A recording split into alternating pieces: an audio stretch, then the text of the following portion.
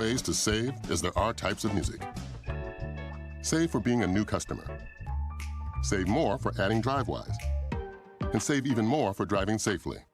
Visit Allstate.com or contact your local agent to get a quote. Find out how much you can save today. Allstate. Now that should be music to your ears. Not available in every state. New customer savings based on early signing discount. DriveWise is an optional feature. Savings vary based on how you buy. Subject to terms and conditions. Allstate Fire and Casualty Insurance Company and affiliates, Northbrook, Illinois. I'm Dr. Andrea Russo, a cardiologist. Maybe you're waiting to talk to your doctor right now. But if you're having an irregular heartbeat, heart racing, chest pain, shortness of breath, fatigue, or lightheadedness, don't wait. This could be a serious condition like atrial fibrillation, which can make you about 5 times more likely to have a stroke. If you're having these symptoms, don't wait. Talk to a doctor by phone, online, or in person. Brought to you by Bristol-Myers Squibb and Pfizer. This hourly segment is brought to you by Papa Nicholas Coffee. Papa Nicholas Coffee, a family tradition since 1897.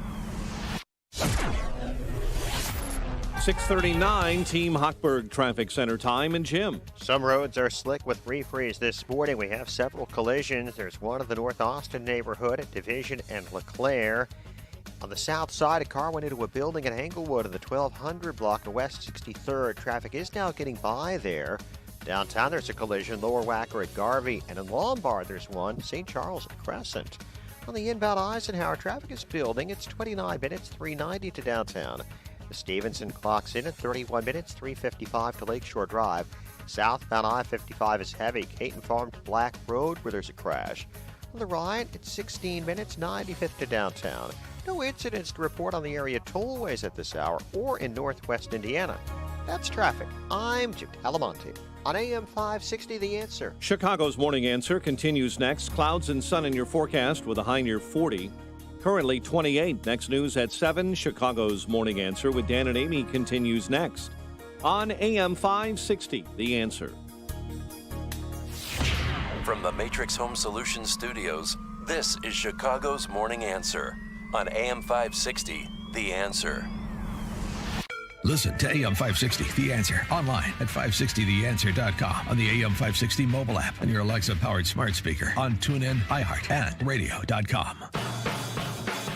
Get your tickets for Biden, the first 100 days on March 20th. Tickets are on sale now at 560theanswer.com/Biden. Top of the morning, Dan and Amy. If you're a bit confused as to what the trajectory of COVID-19 is at present and what that means in terms of the way we live, then it's understandable. You have every reason to believe, to feel that way, because getting a lot of information that runs counter. Ashish Jha, who's the dean of Brown University School of Public Health, speaking to Joe Pinsker at The Atlantic, telling him that in a month or so, in the absence of a variant-driven surge, he, the dean of Brown University School of Public Health, would probably be comfortable going to a friend's house for a drink, mask-free and indoors, if he and his friend were both fully vaccinated. Quoting him, as we get into late spring, a lot of that stuff, the smaller gatherings of vaccinated people, I think starts becoming quite possible.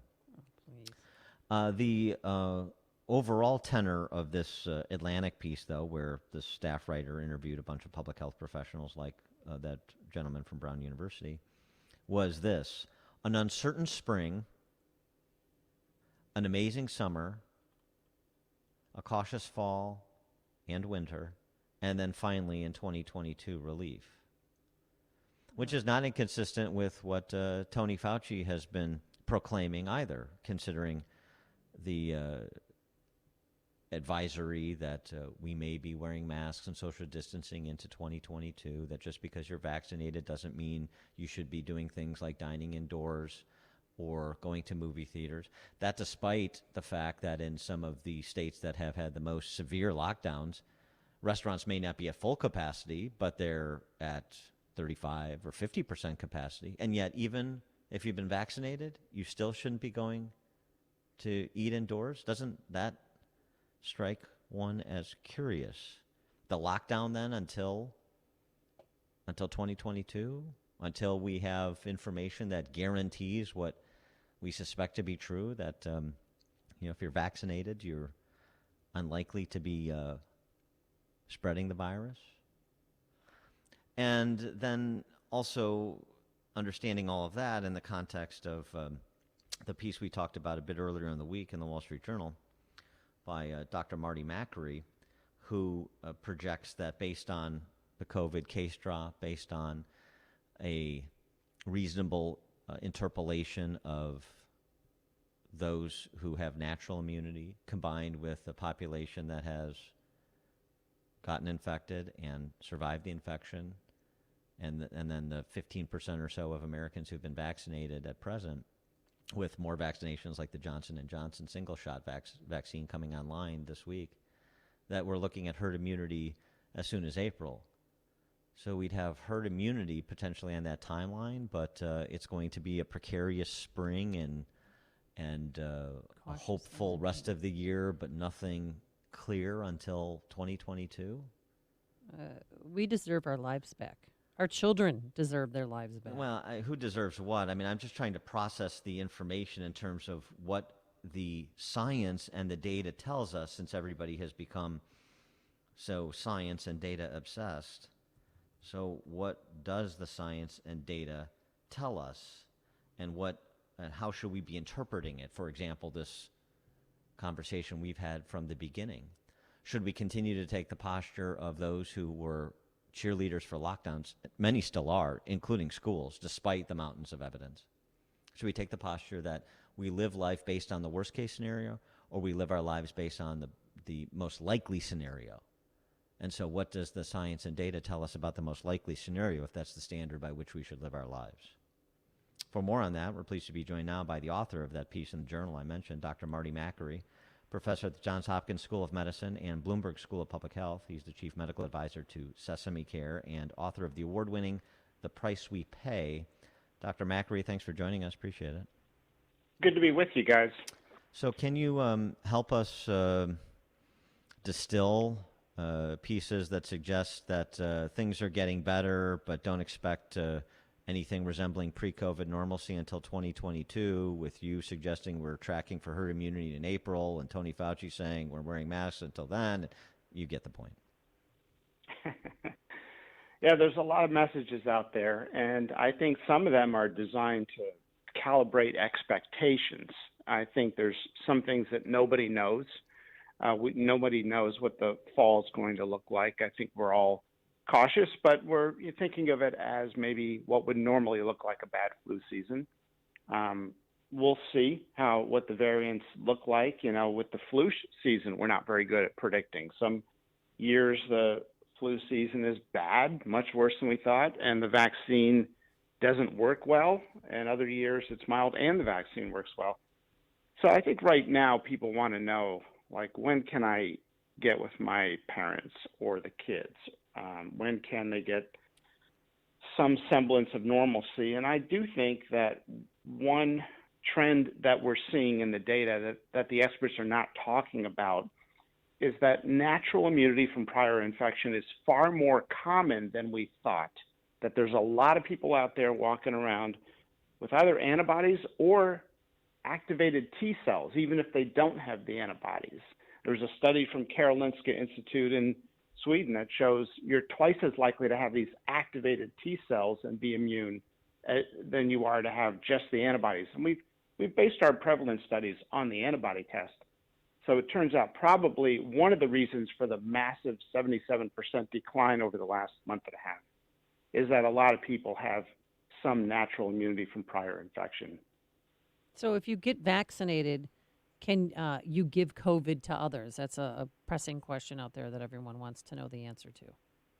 Yeah, I think it's highly unlikely. It's interesting. The old school medical establishment will tell you we don't have data on that. But we can also use common sense. We can use scientific inference and deductive reasoning. When you have less viral load in your system, when you're less likely to even get the infection, you're less likely to transmit it. And one of the studies came out last week that shows, yes, you do have a lower likelihood of transmission. In other words, we can feel kind of good about that. I think there's sometimes when we got to use common sense. This common sense what's you that speak of, I think we've become unfamiliar with the concept because, I mean, sort of as you're pointing out, yes, interestingly, unlike some of these TV doctors, can I speak with metaphysical certitude on it? No. Is it highly likely that this is the case? Yes. Is there research that indicates that it's more likely than not that this is the case, for example, on spreading after being vaccinated? Yes. But that's not good enough in some quarters. And it seems to me there needs to be more vociferous pushback to those who essentially seem to be arguing that we can't resume normalcy until there is zero COVID, which is an impossibility. Well, I think we've lost sight of our goal. Our goal should be to maximize human health outcomes, and our livelihoods. It's not to extinguish the virus, because if we chase that thing, we're never going to win. And there are health consequences to some of the stuff that we call for.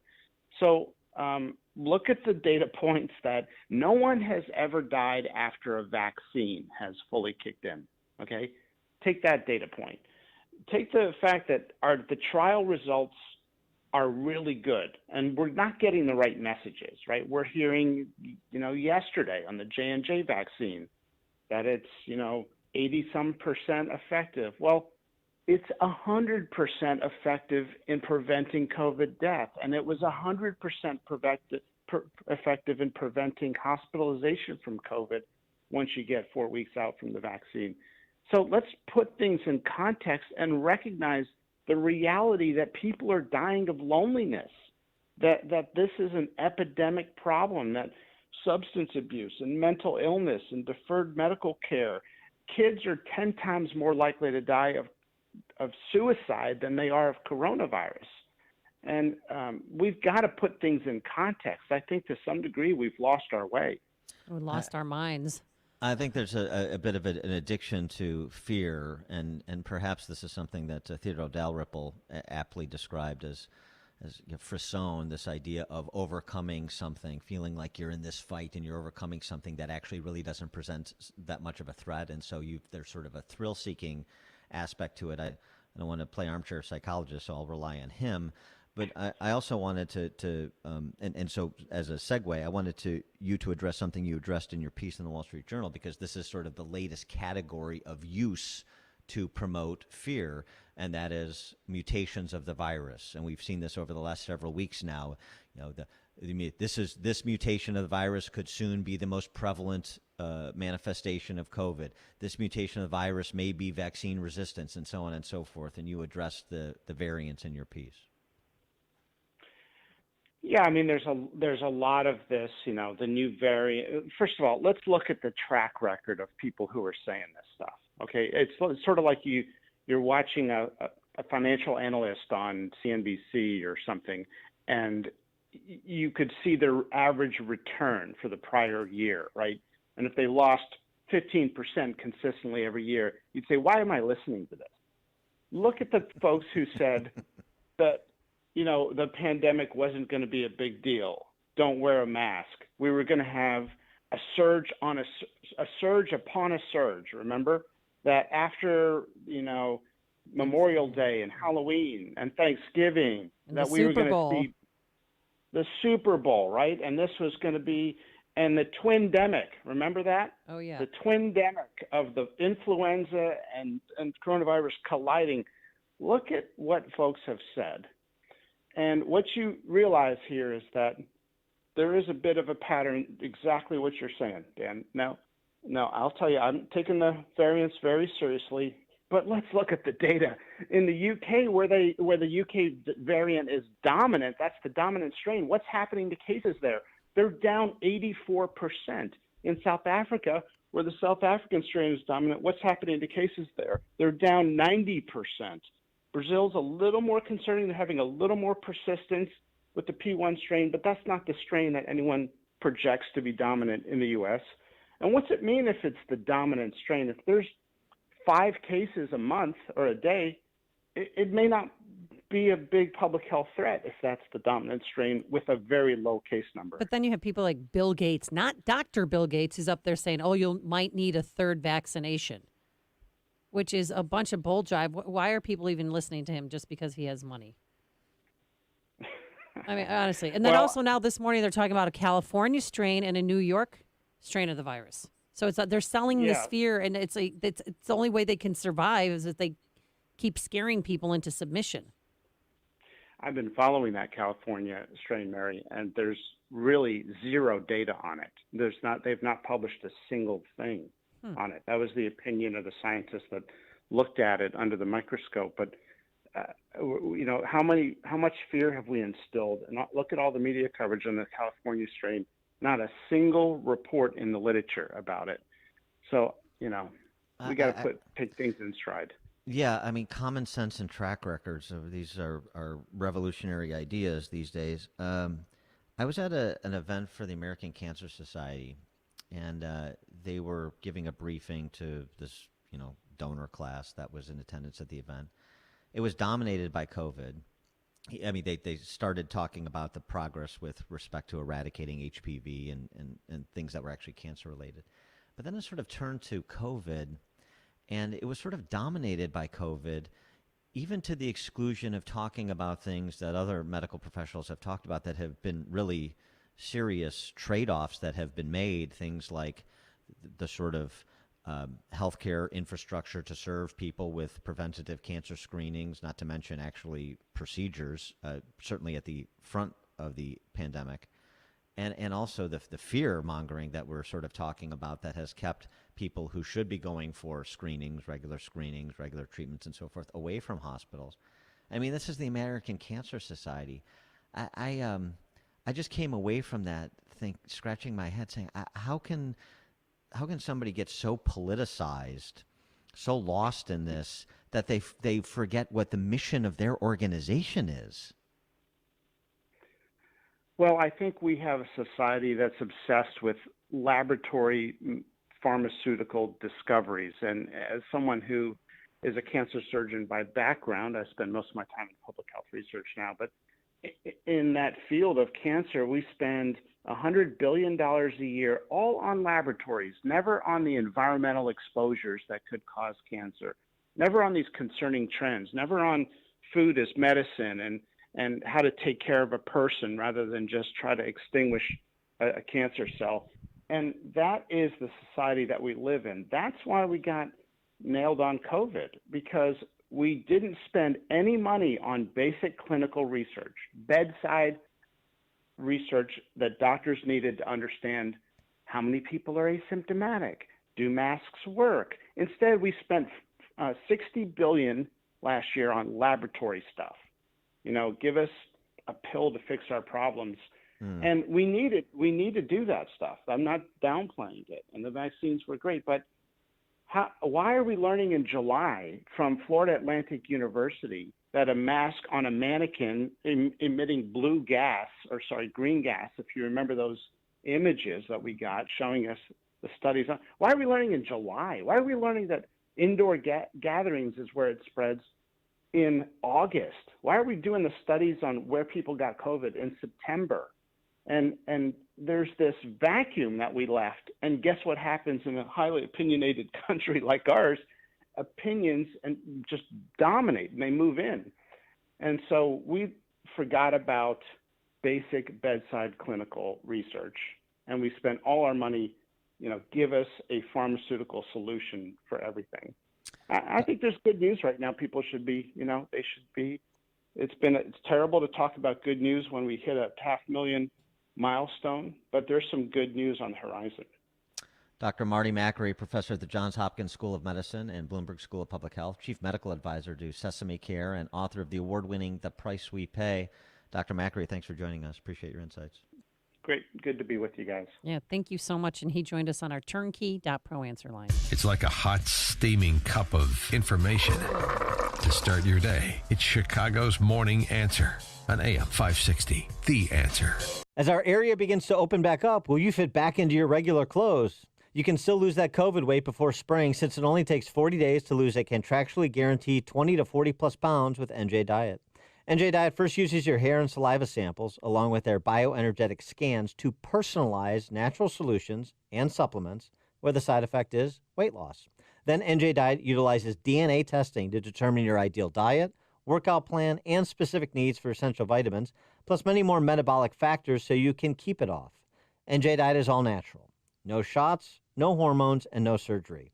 Full supervision is provided every step of the way, and you even get the doctor's personal email and phone number. You don't even have to leave your house since NJ Diet is available in the Chicago area and nationwide with live online video consultations. So call 855-5NJ-DIET. That's 855-5NJ-DIET. Or go to njdiet.com to lose the weight for good. That's 855-5NJ-DIET. Or go to njdiet.com.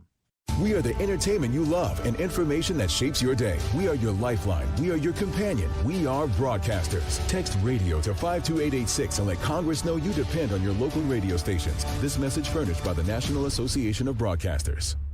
Folks, when shopping for a home mortgage, how much is great service, low closing costs, and competitive interest rates worth to you? At Townstone Financial, it's priceless. Hi, Barry Sterner, founder of Townstone Financial. Let's hear about the Townstone experience from one of our customers. My name is Melissa, and I bought my first home with Townstone Financial. It was a lot of personal attention. I felt like I was very comfortable. All of my questions were answered. It was a very personal, and Barry is very down to earth. He breaks it all down for the layperson who is not, usually a lender or knows anything about it. And really actually cared about me and how I understood the process. I felt that I could trust Barry and Townstone right away. Remember, nobody values your home mortgage business more than Townstone. I guarantee it, and I own the company. So call me now, Barry Sterner, at 312-896-2110. That's 312-896-2110. Or go to townstone.com. That's TOWN.